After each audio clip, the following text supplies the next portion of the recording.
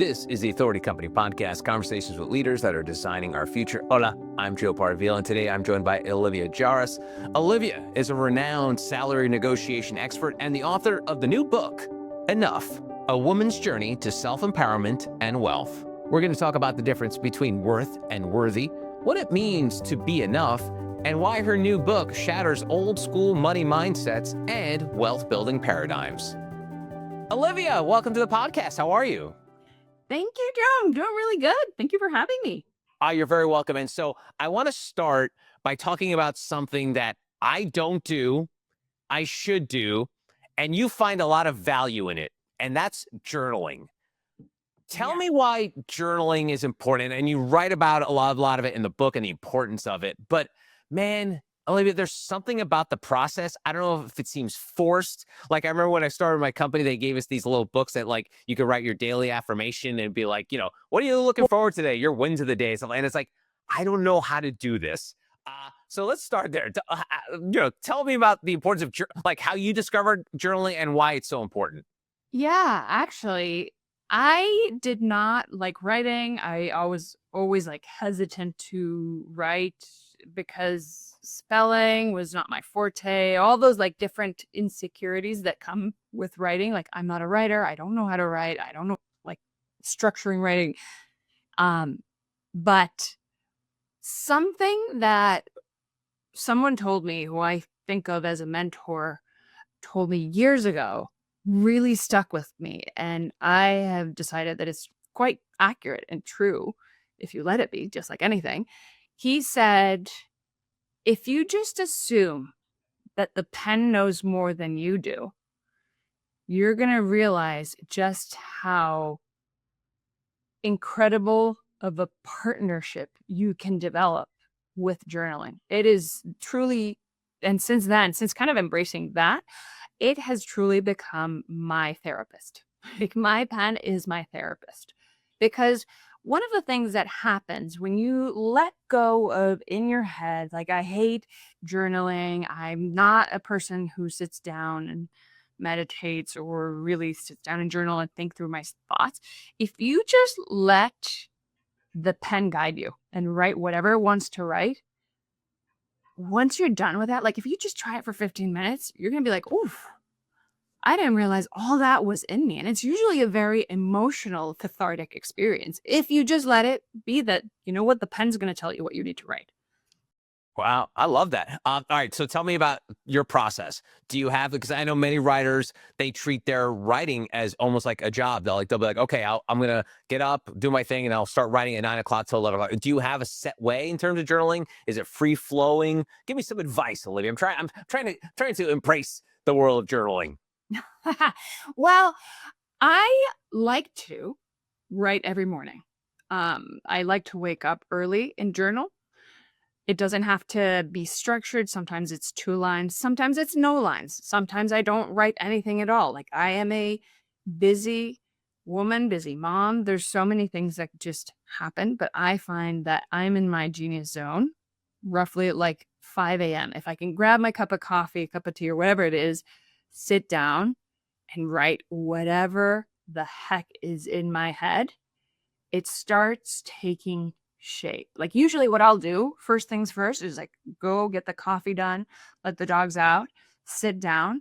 And if I remember my dreams, I'll journal those down. And like I start writing, I don't know, I thought about a green house and a horse that were in my dream. Why were they in my dream? And sometimes something comes and sometimes nothing comes. But like it's almost like you can thread it through into something coherent that is going on in your life. So picking a starting point takes you to a place that, whether you like it or not, ends up being very introspective if you let the writing take you. If you're trying to force it and say, I had coffee with creamer for breakfast, or like if you're trying to dictate what should go into your writing, I personally don't get very far. But if I let the pen go, it's pretty impressive. And when you say pen, last thing on this, old school pen and paper, phone, computer, how do you do it? It depends. For the most part, yes, I have a big, massive notebook. I'm not like I'm not ashamed of carrying around like a very big notebook where I journal whatever it is that I want to put in there. But, there's times where you just don't have that pen and paper. So I'm very pragmatic. I have this thing called the Remarkable. I don't know if you see it. Oh yeah, yeah. It's like a digital notebook, right? Yeah. Essentially, like yeah. And I use that a lot for work. And sometimes I have like my own personal tab where I just want to write, oh, I want to write about this. I want to write this kind of book. Um, so yeah, it's wherever you can write. Sometimes it's on a page. Like I've been on flights where I didn't have any of these things. I'm like, oh, that's when that idea came to me. And a couple of napkins. That's great. All right, cool. Well, thank you for indulging me. Because again, I'd like to get into it, but it's one of those things that's just it's hard for me. But all those tips, I'm sure, can I'd help myself or anyone listening or watching this. So you've made it your mission in life, Olivia, to help women recognize their worth, and I want to start with the word worth because I think whether man, woman, uh, race, color, creed, I think a lot of people struggle with the word worth. When did you realize the importance of that word? Why it's why people need to recognize their worth? And I think this could be a generational thing. And I always blame generation because I'm a card carrying Gen Xer, which I think is the coolest and last hip generation. But I don't know if Gen Xers we knew or we know our worth. Like we're still that old school, like Henry Ford industrial revolution of like 9 to 5 job, your job is your identity and all that jazz. I think younger generations has grasped a more healthier way of approaching their careers with not being identifiable to their jobs. But tell me about worth. Um, I'll tell you about worth, but I'm also going to tell you about enough, which are two very different words. And there's like a nuanced distinction there is that worth is ultimately defined by someone else. Enough is the worthiness that you determine for yourself, right? So if I say I am worth something, it's very different than saying I am enough. So yes, I don't think there's any way around getting through the fact that our culture, our society, we've been conditioned to measure our worthiness in dollars and cents. But here's the thing. You can't increase your worth, whether we're talking about dollars and cents or cars and houses, if you don't feel that you are enough to be able to command that worth. So it's two different topics. And it really is, yeah, you are worthy of whatever you want to achieve and obtain. But there's a step that is often missed. And I'm totally guilty of this. Heck, I've written books on how to negotiate salaries and exactly what you need to say, when you need to say it so that you can get there. But after years of helping women negotiate millions and millions of dollars, what I discovered was like, wait, there's a step here. Like, what is this step? Why is it missing? Right? You can show up with all the tools, all the market data to ask for what you deserve for your worth. But if you don't feel that you are by itself enough, you're not going to be feeling or knowing that you are worthy of that worth. Does that make sense? Yeah, but I wonder. So is this nature nurture? Is this the society? Like, where does this come from? Like the fact that we do often miss that step. We do miss the nature step. We go straight into nurture, right? We are nurtured into believing. And for all purposes, like we measure other people's worth in dollars and cents. Like I don't think that we should hide the fact that like, hey, if you are making billions of dollars, you're going to command a very different attitude from others than if you command $0. Like, I don't think that we should turn a blind eye to that. But what I'm trying to say is like, look, the more you want to move up that pay scale, you need to understand how to do that. And it's not tactics. That's not where the nurture happens. Like, you need to understand your nature and be able to command that and get yourself to the point that you understand fully that you are enough in order to get there. And that kind of going back to your thought on the pen again, like, and the exercises that we go through in enough is really to get you to recognize and realize that if you let go of your nurturing and you just let the pen flow with these exercises, and I'm kind of brutal in the book. It's tough love for women who are it's awesome. The initial feedback so far of the book has been pretty awesome. It's like she's really tough, but it's worth it. um if you let those filters of what are they going to say, I'm not going to be able to write this properly, or it's going to make me cry if I write this. If you just let go of those preconceived notions, which is the idea of enough, we're going to work through those points in life and those areas in which you have let nurture condition you to decide whether or not you are enough or whether or not you are worthy of more. Hmm.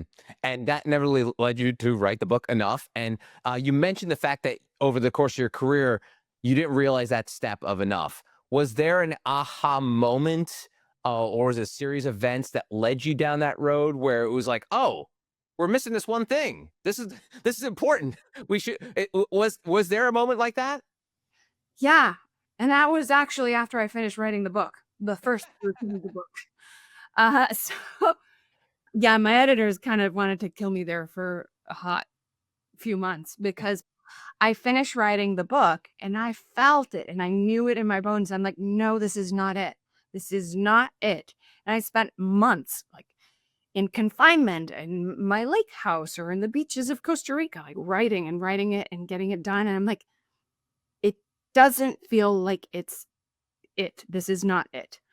So I went back to the drawing board because I was like, this feels very transactional, right? It feels like I'm, again, helping you understand your worth and how to figure out your worth or your market value. But there's this stepping point. And it actually came about from a series of workshops that I was teaching women, which were back then they were called the Worthy Writing Workshops.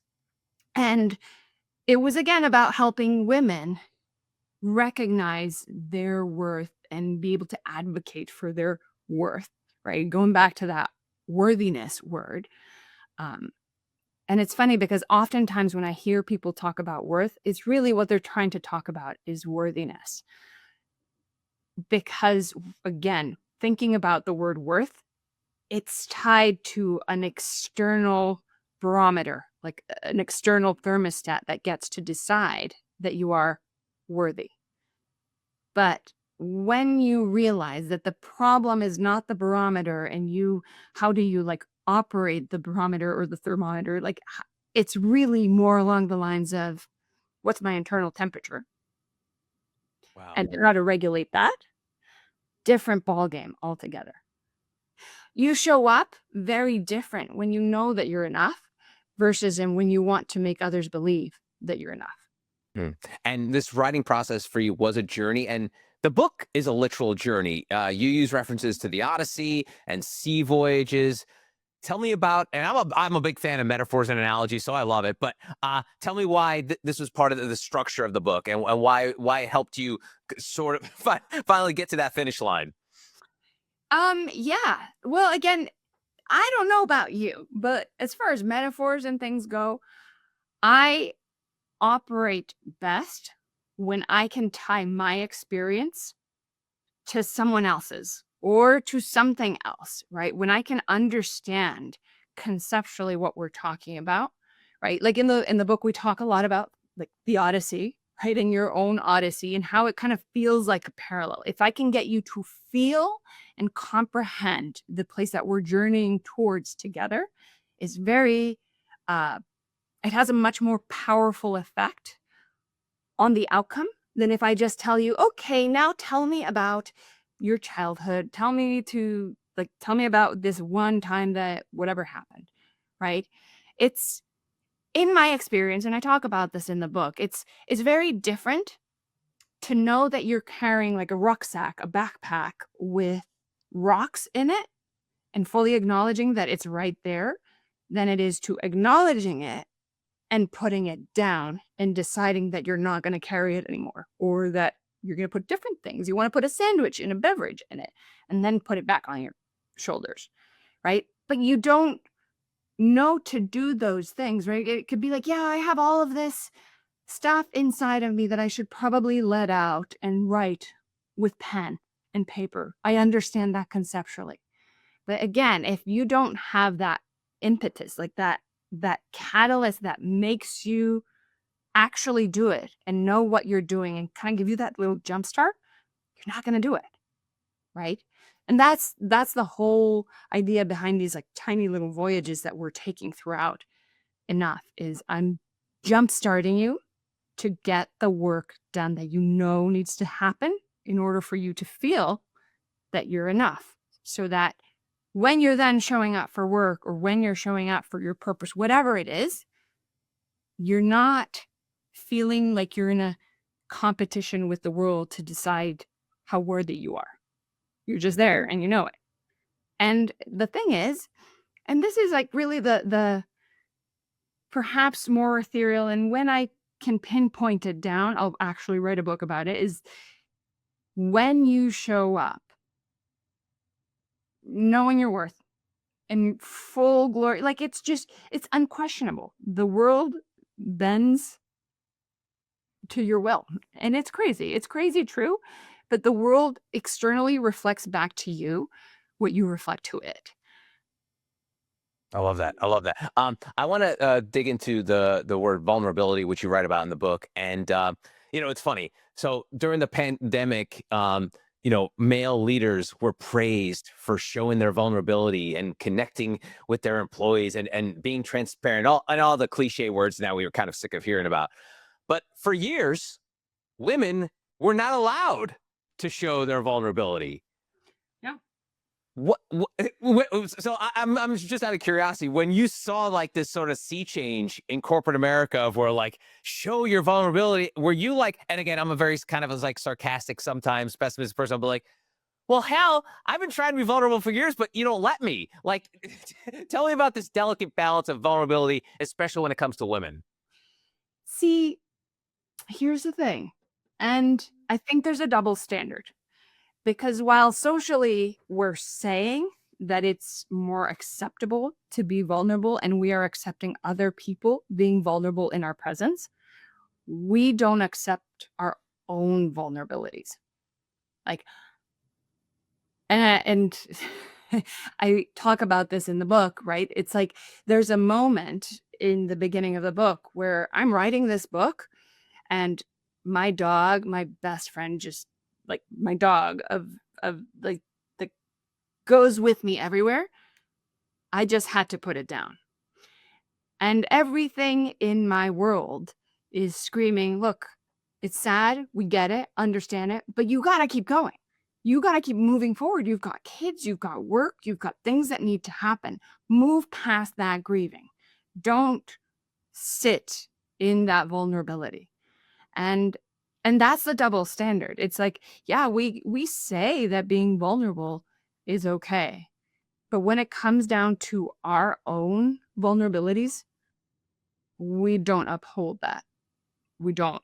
We have that internal critic, that person inside that is constantly saying like, you got to keep going. They're going to judge you. You're not going to be enough. You're going to fall short.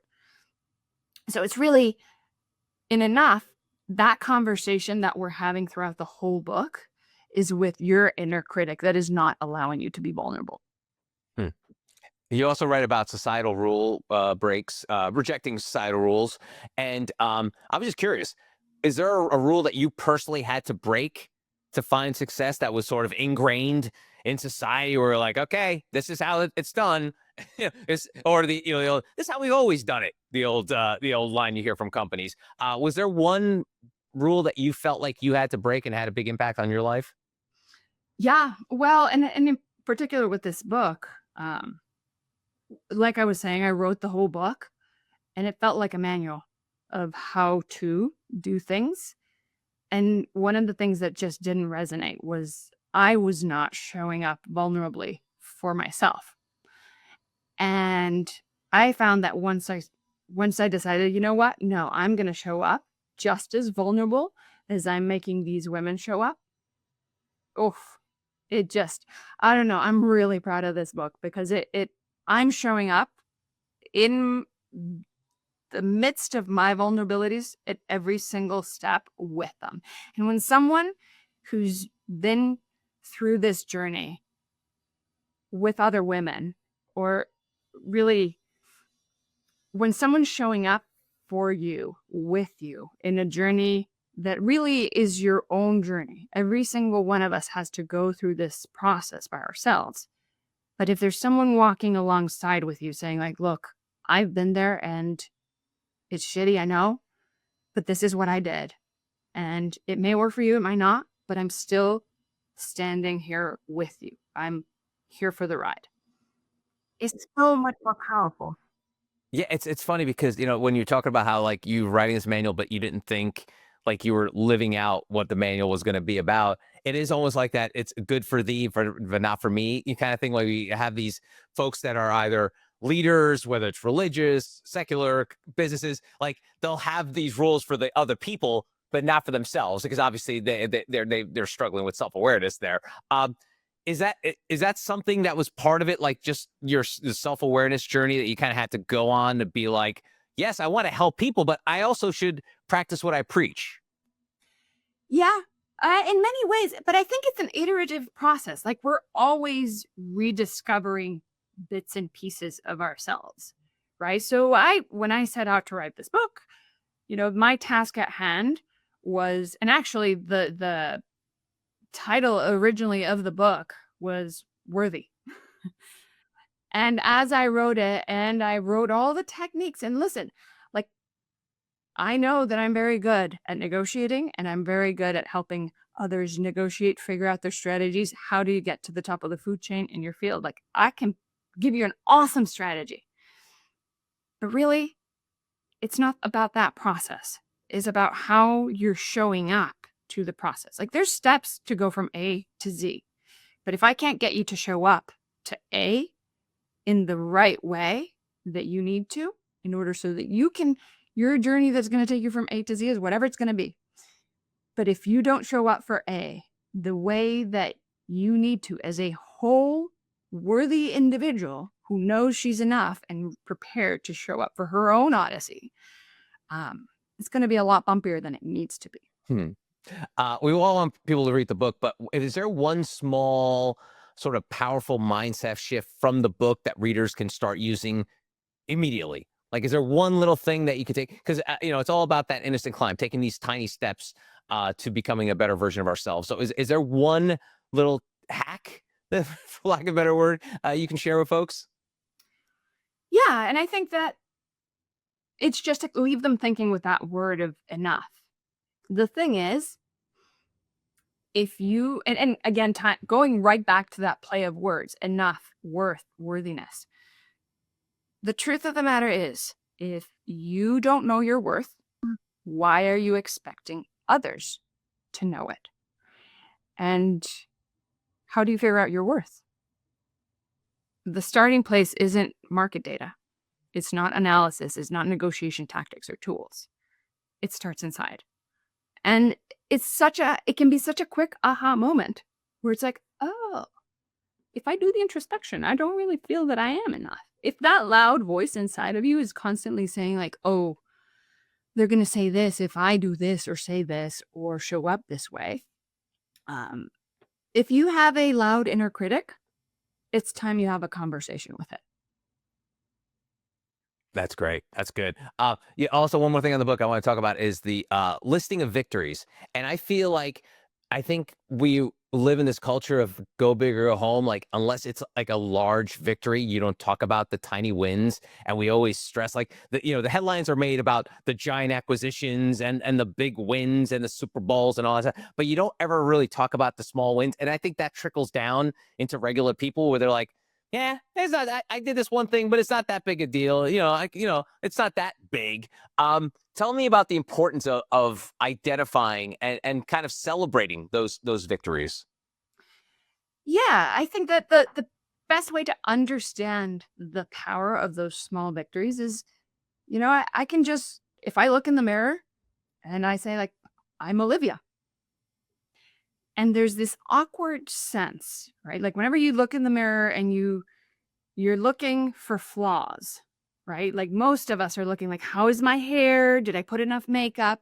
When we look in the mirror, we automatically start looking for flaws. If instead we look in the mirror and say, I'm Olivia. I birthed 2 children. I wrote a book. I've written many books. I woke up, had my coffee, and I worked out. I woke up today. Like, if you start, instead of like looking at yourself from the lens of the critic, because again, you've got 2 people living in your head all the time. You wake up, look at the mirror, and look in disgust. That's not the you that needs to be talking. That's your inner critic showing up. So if I can start conditioning you to show up, and it's not about positive talk and like walking around just saying like, hey, I'm awesome, I'm awesome, I'm awesome. It's just getting to that switch of realizing what you're doing. And I'm not asking you to meditate and like go on journeys or psychedelic journeys to realize who you really are. I just want you to realize who's talking, who's showing up for this conversation. Is it your critic or is it you, the one who's shown up for this adventure from A to Z? Awesome. Awesome. All right, Olivia, I always like to wrap up these conversations taking folks behind the dedication of the book.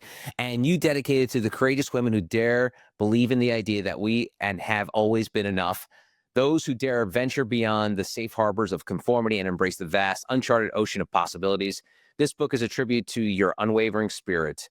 Tell me about these folks. Who are these people and why was it so important to dedicate the book to them?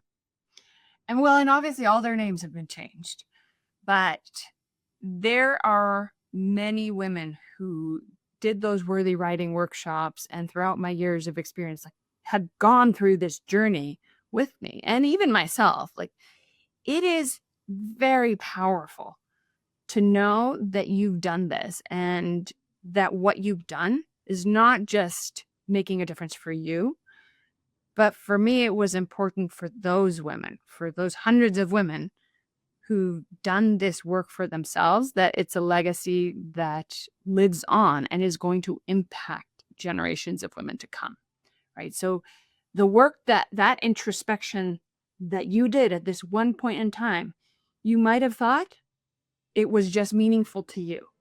But the reality is we learn best by doing. And we will do things that are harder if we know that others are doing them. So the fact is that I'm sharing stories that are mine and women who like stepped up to the plate and did this work for themselves sets an example for women everywhere to take on responsibility for how they show up in the world.